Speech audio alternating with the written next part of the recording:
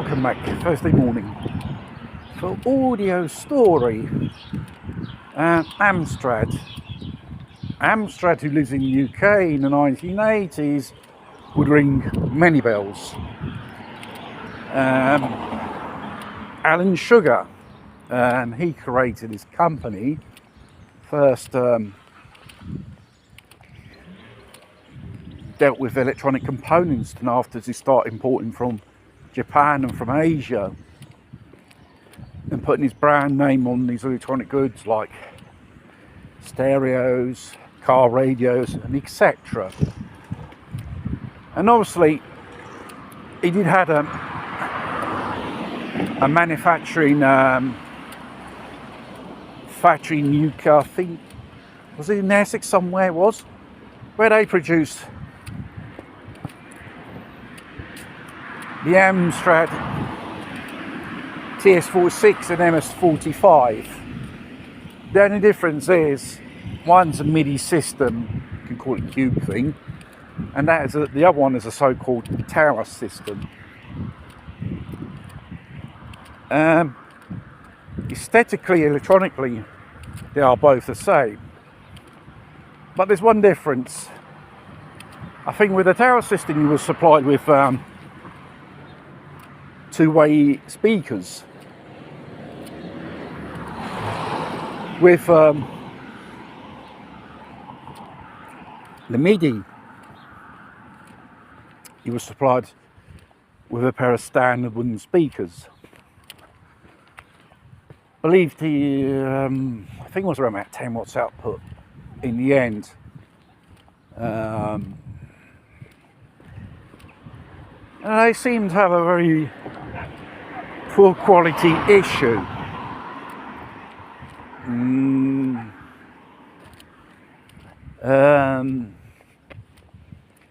It is of a certain quality, but it's not shit. If you're expecting something like that to be like a Pioneer or Technics from that era, you're just making a mistake. It probably was made cheaply, not that reliable, off-the-shelf components they used. Probably the only thing about it was the turntable. You use those ceramic cartridges. And the discussion of the vibration, because it was fixed upon the body, on the panel. It didn't have like those BSRs or Monday record players of that category, a type of spring suspension system which absorbs the vibrations of the turntable while it's in use. If it probably had that, it would have been a lot more better. And obviously the stylus of the record player itself, instead of a ceramic, if it was a more up-end version, like a diamond tip one, obviously you would have more better sound reproduction. As for the rest,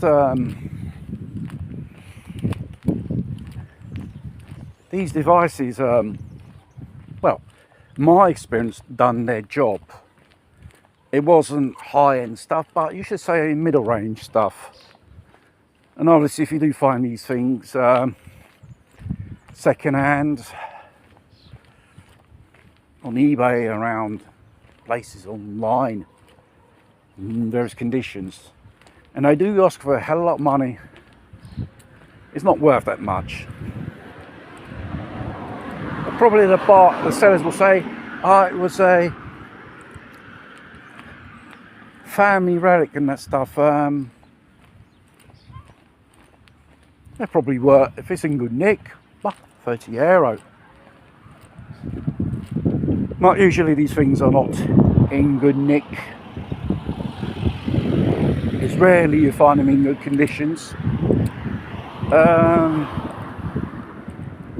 I had a few, well, here in Italy. They did sell them. Mainly, they sold a lot of tower systems. The MIDI systems, not so much.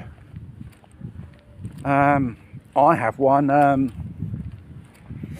The tower system itself. The only thing is, you know, the glass cover of the record player that got damaged. For the rest, it was built together, I think, with two amstrads. Circuitry on one was shagged, and even the tape deck as well was damaged. The other one was a little bit more better, and I used that instead.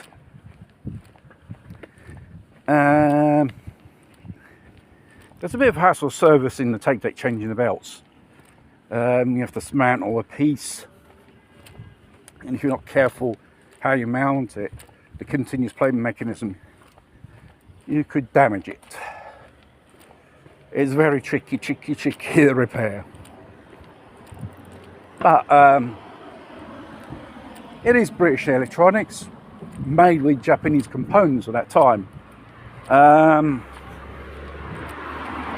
All those Chinese knockoffs which came in the 90s, I think they were on the same level, or even a lot more worse. A lot more worse.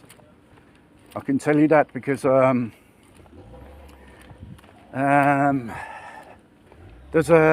my sister in the family, for Christmas, she had this Chinese MIDI system got for Christmas. And obviously, quality at that time from China regarding electronics, it was cheap and was enticing for people to buy, but it was just absolute crap, it was.